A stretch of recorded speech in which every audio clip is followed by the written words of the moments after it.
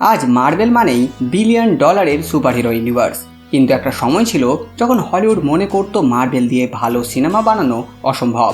আর সেই ইতিহাসে শুরু হয়েছিল এক অদ্ভুত সিনেমা দিয়ে, একটা হাঁস যে কিনা কথা বলতে পারে আর সে অন্য গ্রহ থেকে এসে পড়ে পৃথিবীতে। হ্যাঁ বন্ধুরা, আমি কথা বলছি হাওয়ার্ড দ্য ডাক মুভির ব্যাপারে, যেটা এসেছিল 1986 সালে। আসলে ডুমসডে আসছে আর তাই এখন মার্বেলে মাল্টিভার্স এসে গেছে, ফলে পুরনো সব মুভি এখন মার্বেল মাল্টিভার্সেরই অংশ। যেখানে কিছু মুভিকে অলরেডি মার্বেল সিনেম্যাটিক ইউনিভার্সের অংশ বানিয়ে নিয়েছে আর বাকিগুলো সিক্রেট ওয়ার্স আস্তে আস্তে বানিয়েও নেবে। তাই আমি ভাবলাম একটা সিরিজ শুরু করা যাক, রোড টু ডুমসডে। আর এখানে আমি প্রতি এপিসোডে একটি করে মার্বেল মুভি সিলেক্ট করব আর সেটার ব্যাপারে কিছু তথ্য দেব। আর কী সব তথ্য আপনারা পাবেন সেটা জানতে এই ভিডিওটা অবশ্যই দেখবেন। সাথে যদি আপনারা নতুন হয়ে থাকেন বা চ্যানেলটিকে সাবস্ক্রাইব এখনও করেননি তো অবশ্যই সাবস্ক্রাইব করে নেবেন, কারণ ডুমসডের আগেই চ্যানেলটিকে 50K-তে পৌঁছাতে হবে। তো চলুন বেশি দেরি না করে শুরু করি আজকের এই নতুন ভিডিওটি।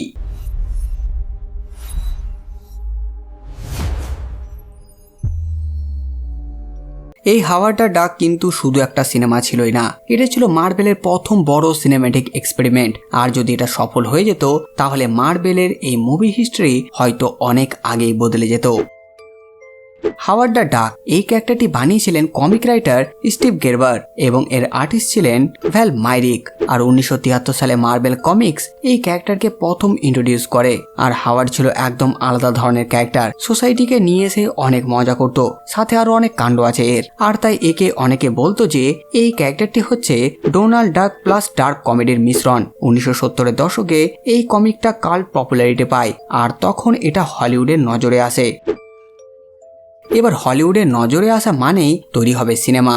আর তখন এই প্রজেক্ট শুরু করে legendary film maker George Lucas, যিনি স্টার ওয়ার্স ডিরেক্ট করেছিলেন, মানে সেই 1977-এর স্টার ওয়ার্সের কাজ শেষ করার পর লুকাস তার বন্ধু উইলিয়াম এবং গ্লোরিয়া কার্টজকে বলে এই কমিকটা দিয়ে একটা ফানি মুভি বানানো যেতেই পারে। আর তারপর তারা মার্বেলের সাথে পার্টনারশিপ করে এবং ডিস্ট্রিবিউশন নেয় ইউনিভার্সাল পিকচারের কাছে। আর এইভাবেই শুরু হয় প্রথম মার্বেল ফিচার ফিল্ম প্রজেক্ট। মুভিতে দেখা যায় ডাকওয়ার্ল্ড নামের একটি গ্রহ, সেখানে মানুষের মতো হাঁসরা থাকে। তাদের মধ্যে একজন হলো হাওয়ার্ড, একটু রাগী স্যাটার টাইপের হাঁস। একদিন হঠাৎ এক রহস্যময় লেজার লাইট তাকে তার গ্রহ থেকে টেনে নিয়ে এসে ফেলে দেয় পৃথিবীতে। হাওয়ার্ড এখানে এসে কিছুই বুঝতে পারে না, নতুন গ্রহ, নতুন প্রাণী, সবকিছু তার কাছে অদ্ভুত লাগে। তারপর সে কিছু খারাপ লোকেদের হাতে পড়ে, তখন তাকে বাঁচায় এক রক সিঙ্গার মেয়ে বেভারলি। তারপর বেভারলি তাকে নিজের বাসায় নিয়ে যায় এবং বুঝতে পারে হাওয়ার্ড আসলে অন্য গ্রহ থেকে এসেছে। এরপর তারা চেষ্টা করতে থাকে কিভাবে হাওয়ার্ডকে আবার তার গ্রহে ফেরত পাঠানো যায়। তাই তারা এরপর দেখা করে এক বিজ্ঞানী ডক্টর ওয়াল্টার জেনিং এর সাথে। তিনি একটা ল্যাবরেটরিতে কাজ করেন যেখানে বড় একটা লেজার মেশিন আছে। এই মেশিনটি দিয়েই হাওয়ার্ড পৃথিবীতে এসে পড়েছিল। তাই তারা ঠিক করে যে এই একই মেশিন দিয়ে তারা হাওয়ার্ডকে এবার ফিরিয়ে দেবে। কিন্তু এখানে একটা সমস্যা ঘটে। লেজার চালু হওয়ার সময় অন্য এক ভিন গ্রহের ভয়ঙ্কর সত্তা পৃথিবীতে চলে আসে। সেই মনস্টারের নাম ডার্ক ওভারলর্ড। আর সে বিজ্ঞানী ডক্টর জেনিং এর শরীরকে নিজের হোস্ট বানায় এবং পৃথিবী দখল করার পরিকল্পনা করে। এরপর হাওয়ার্ড, বেভারলি ও তার বন্ধু ফিল মিলে ডার্ক ওভারলর্ডের বিরুদ্ধে লড়াই করে। আর শেষে তারা আবার সে লেজার মেশিনটি ব্যবহার করে ডার্ক ওভারলর্ডকে নিজের জগতে পাঠিয়ে দেয় আর পৃথিবীকে বাঁচিয়ে নেয়। সবকিছু ঠিক হয়ে যাওয়ার পর হাওয়ার্ড পৃথিবীতেই থাকার সিদ্ধান্ত নেয় আর বেভারলির সাথে থেকে নতুন জীবন শুরু করে। যদি মুভির প্রোডাকশনের ব্যাপারে বলি তো এই মুভির প্রোডাকশন 11 নভেম্বর 1985 থেকে 27 মার্চ 1986 পর্যন্ত চলে। আর এই মুভি ডিরেক্ট করেন উইলিয়াম হোয়েক। আর তারপর কাস্টিং করা হয় লিয়া থমসনকে, যে প্লে করে বেভারলির ক্যারেক্টার, টিম রবিন্স ফিলকে প্লে করে, জেফারলি জোন্স ডক্টর ওয়াল্টার জেনিংকে, আর হাওয়ার্ডকে ভয়েস দেয় চিফ জিয়ান। যেহেতু বর্তমান যুগের মতন তখন সিজিআই ছিল না, তাই হাওয়ার্ডের ক্যারেক্টারকে বানাবার জন্য ব্যবহার করা হয়েছিল অ্যানিম্যাট্রনিক পাপেটস, যেটা আসলে এক ধরনের মেশিনে বানানো হাওয়ার্ড দ্য ডাক, যাকে বাইরে থেকে কন্ট্রোল করে নড়াচড়া করানো, মুখ নাড়ানো এইসব করা হতো। আর হাওয়ার্ডের মতন হাইট মানে শর্ট হাইটের অ্যাক্টরকে হাওয়ার্ডের কস্টিউম পরিয়ে শুটিং করানো হয়েছিল। আর এর সাথে অনেক কজন মিলেই এর কাজ করত, যেমন একজন স্যুট পরে মুভমেন্ট করত, অন্যজন সেই পাপেটসকে কন্ট্রোল করত আর একজন ভয়েস দিত। এমন একটা ক্যারেক্টার দেখাতে একাধিক অভিনেতাকে স্যুট পরে অভিনয় করতে হয়েছিল। আর যখন এর কস্টিউম ডিজাইন সিলেক্ট করা হয় তার আগে হাওয়ার্ডের কস্টিউমকে অনেকবার রিডিজাইনও করতে হয়েছিল, কারণ স্টুডিও চাইছিল না যাতে হাওয়ার্ডকে দেখতে ডিজনি ডোনাল্ড ডাকের মতন লাগে। এবার এটা যত সহজ লাগছে শুনতে, ততটাও সহজভাবে কিন্তু এর কাজ শেষ হয়নি।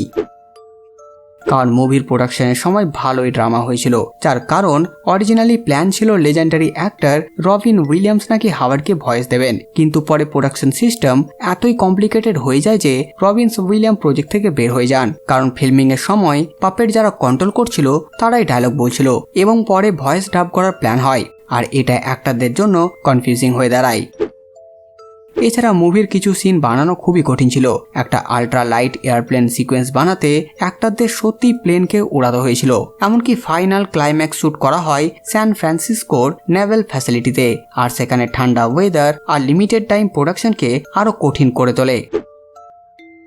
এই মুভির বাজেট ছিল প্রায় 36 থেকে 37 মিলিয়ন ডলার, কিন্তু বক্স অফিসে ওয়ার্ল্ড ওয়াইড আয় করে প্রায় 38 মিলিয়ন ডলার, আর এর সাথে মার্কেটিং কস্ট ধরলে স্টুডিও প্র্যাকটিক্যালি লস করে, আর এটা তখনকার সময়ের জন্য ছিল বড় ফিনান্সিয়াল ডিজাস্টার। মুভি রিলিজ হয় 1 অগস্ট 1986। রিলিজ হওয়ার পর ক্রিটিক্সরা মুভিটাকে খুব খারাপ রিভিউ দেয়। রটেন টমেটোর স্কোর প্রায় 13%, আর এরপর এই মুভিটা জিতে নেয় কয়েকটা রেজি অ্যাওয়ার্ড, যেটা দেওয়া হয় খারাপ সিনেমাগুলোকে। আর এই মুভিটি পায় worst picture, worst screen play, worst visual effects, worst new star, এমনকি অনেক ম্যাগাজিনে এটাকে ওয়ার্স্ট মুভি এভার মেডের লিস্টেও রাখে। আর এই ওয়ার্স্ট মুভির কাহিনী যদি আপনারা জানতে চান তাহলে নিচে দেওয়া লিঙ্কের সাহায্যে কিংবা বাংলা মুভিজ চ্যানেলে গিয়ে এটি দেখে নেবেন, সেখানে আমি এটা এক্সপ্লেন করে রেখেছি। এই মুভি ফ্লপ হওয়ার পর হলিউড স্টুডিও মার্বেল প্রজেক্ট থেকে অনেকটা দূরে সরে যায়, ফলে প্রায় 1 দশক মার্বেল সিনেমা খুব কম তৈরি হয়। তারপর অনেক বছর পরে মার্বেল আবার ফিরে আসে ব্লেড, এক্সম্যান আর স্পাইডারম্যান নিয়ে, আর এই সিনেমাগুলো পরে সুপারহিরো জনরাকেই রিভাইভ করে দেয়। মজার ব্যাপার হলো যে ক্যারেক্টার এক সময় মার্বেল সিনেমাকে অলমোস্ট শেষ করে দিয়েছিল, সে আবার ক্যামিও দেয় 2014 সালের গার্ডিয়ান অফ দ্য গ্যালাক্সি মুভিতে, আর এখন হাওয়ার্ড দ্য ডাক একটা কাল্ট ক্যারেক্টার। অনেক ফ্যান এখনো মুভিটা নস্টালজিক ভাবে দেখে। হাওয়ার্ডের স্যুট পরে অভিনয় করা কিন্তু খুবই কষ্টকর ছিল, কারণ তার স্যুট এত ভারী ছিল যে একজন অভিনেতা 10 থেকে 15 মিনিটের বেশি অভিনয় করতেই পারতো না, তাই তারা পালা করে স্যুট ব্যবহার করত। আর হাওয়ার্ডের চোখ রিমোট দিয়ে কন্ট্রোল করা হতো, যেহেতু মুখের অংশটি মেকানিক্যাল ছিল তাই সেটাকে কন্ট্রোল করা হতো রিমোট দিয়ে, যাতে চোখ ঠোঁট নাড়ানো যায়। এমনকি মুভি শেষে দেখানো dark overlord of the universe মনস্টারটি, সেটার জন্য একটি বিশাল স্যুট বানানো হয়, আর সেই স্যুটের জন্য প্রায় 200 পাউন্ডেরও বেশি ম্যাটেরিয়াল ব্যবহার করা হয়েছিল, এবং এর ভেতরে একটা জেফরি জোন্স অভিনয় করেছিল। তারপরেও অনেক সিন কাটতে হয়েছিল রেটিং এর সমস্যার জন্য, তাই থিয়েটিক্যাল রিলিজের আগে কয়েকটা সিন এডিট ও কাট করা হয়। আর প্রথমে এই মুভিটিকে অ্যানিমেশনও বানাবার কথা হয়, কিন্তু পরে জর্জ লুকাস সিদ্ধান্ত নেয় এটা লাইভ অ্যাকশন করলে বেশি ইন্টারেস্টিং হবে। তাছাড়া এই ক্যারেক্টারের ক্রিয়েটর মুভিটাকে পছন্দই করেনি, তিনি বলেছিলেন মুভিটা কমিকের স্যাটিয়ার টোনকে ঠিকভাবে ধরতেই পারেনি।